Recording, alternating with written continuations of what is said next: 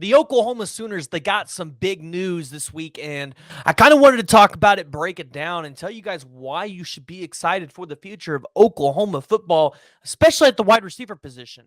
But before we do that, please go ahead and hit that like and subscribe button. Let me know what you all are thinking down in the comments below. Ultimately, with the Oklahoma Sooners going to the SEC in 2024, where do you think this class ranks in terms of all the classes that Oklahoma has ever gotten? Do you think it'll be number one? So the Oklahoma Sooners, they got some big news on Thursday, February 16th, as the elite 247 composite four-star wide receiver, Zion Kearney, announced his top six. The number 63 overall player in the class of 2024 and the number 8 wide receiver overall. Listen, he has no short of offers listing Oklahoma, Nebraska, LSU, Arkansas, Texas A&M, and Houston.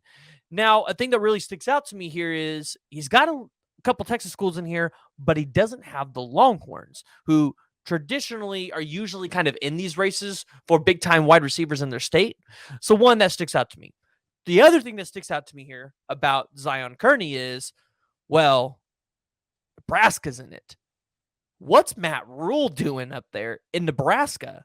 Coming down to Missouri or Hightower and, getting a kid like this? No, can't be. But then you see, two traditional schools that are in there a lot of the time for wide receivers, Oklahoma and LSU. LSU, they neighbor Texas, so you kind of expect LSU sometimes will be in these elite recruitments. But here's the deal. Looking at the wide receiver battles that Oklahoma has started to really heat up in since the acquisition of Emmet Jones, I see the 5-star wide receiver Micah Hudson out of Temple, Texas. The 4-star wide receiver Zion Kearney, who we're talking about today, out of Missouri City, Texas. You have the 4-star wide receiver Zion Raggins out of Gray, Georgia. The 4-star wide receiver Bryant Wesco out of Midlothian, Texas. And the 4-star wide receiver Mario Carver out of Pinson, Alabama. Now, when you look at this list, right, I think a lot of people expect probably at least the two that I predicted, that I think you likely see are Zion Kearney and Bryant Wesco. I think you have a lot of upside with Micah Hudson, but I'm not going to count on that one just yet. But this is something that is interesting because at Texas Tech, Emmet Jones was creating a lot of hype. He was getting wide receivers to at least be interested in that program. And you would expect with him coming to a name brand program like the Oklahoma Sooners that this is going to position Oklahoma very, very well. And so looking at some of the stats here for the wide receiver Zion Kearney, I think this is interesting because, well, in his junior season, the kid, put up tremendously good numbers. And I'm going to go ahead and share my screen here so you guys can see exactly what I'm looking at. Because, we're talking big time stuff here. But as a junior, he had 39 receptions, 765 yards, averaging 19.6 yards a game. 19.6 yards a game, 8 touchdowns. Now, in his career, you can see right there, 20.3 yards per game, 1,000 yards. So you can imagine, right? In his senior season, I think a lot of people would expect Zion Kearney to go out there and potentially put up 1,000-yard season, probably average another 20 yards game, definitely put up more than 8 touchdowns. So you're probably thinking at least, I would say 12 there would really, I think, be a sweet spot for Kearney. But when you look at the talent that he has, this is something that Oklahoma needs. Because at 6'3", 195 pounds, Zion Kearney is not a small dude. And looking at Kearney, right, he's got a very sizable and good frame. And normally people with this size, listen, they don't look like Kearney does. Like Kearney already has some muscle mass built up for him. Usually you see these wide receivers a little bit thinner. And so I think that's good because Zion Kearney knows his body. He knows how to be able to go out there and put that muscle on. And that's something that definitely, if he comes to Oklahoma, right, he's going to have to be able to do that. And so looking at some of his highlights here, because I think we got to do this, we got to look at his huddle highlights. The dude's really fast. And he's able to blow past wide receivers with some of those quick change-ups. So let's go to the full screen here. Let's hit the play button. So you see him right there. He's going to make a quick move. Going to blow past the wide receiver. And you're going to see it again, maybe a little better on the next play. Right here, bottom left screen, right there. Boom. Blows past the defensive backs.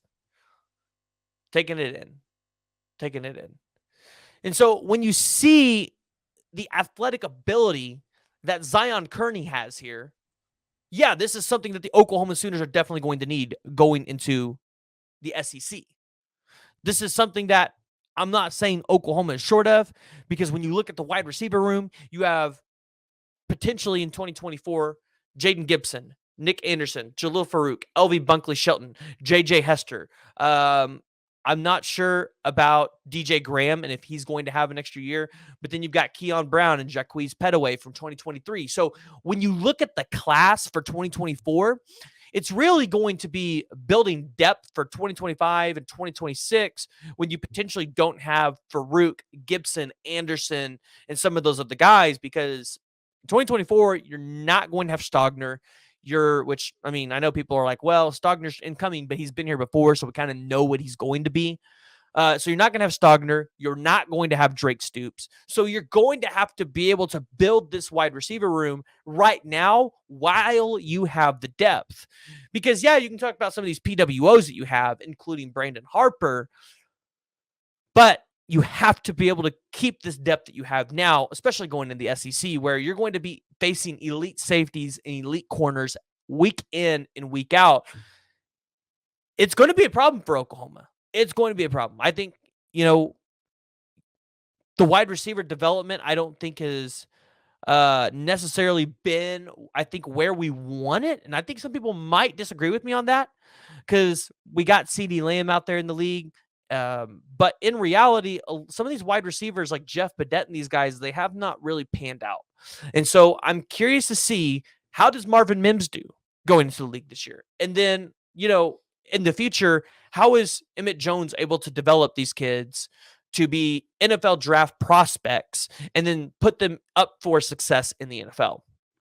So go ahead and jump down in the comments below and let me know what y'all's thoughts are here on the 4-star wide receiver Zion Kearney from Missouri State, Texas. I would expect that since he's dropped top 6, he's going to be scheduling official visits soon and probably will be getting his recruitment narrowed down pretty quickly. Additionally, you're probably going to be seeing some other wide receivers come in during the next junior day that's coming up for Oklahoma. I think we're expecting 5-star wide receiver Micah Hudson for that as well. So you could really be seeing Oklahoma ramp up here on the recruiting trail at the wide receiver position. In my opinion, I think they take probably 2 or 3 scholarship wide receivers in this class. The rest might be PWOs, unless, you just got some elite talent that all want to come here. And when I talk about that, I'm talking, Micah Hudson, Jeremiah McQuillan, Ryan Wingo, all those guys end up wanting to come here, which it doesn't look like that's the case. Then you kind of have to start looking at making room, because, that's just incredible depth that you want to have. But yeah, like I said, go ahead and jump in the comments below. If you haven't already, hit that like and subscribe button. We got some interviews coming up, so you guys are going to want to hit those noti bells. You aren't going to want to miss it. We have Makari Vickers on Friday. So stay tuned for that one, and Boomer Sooner.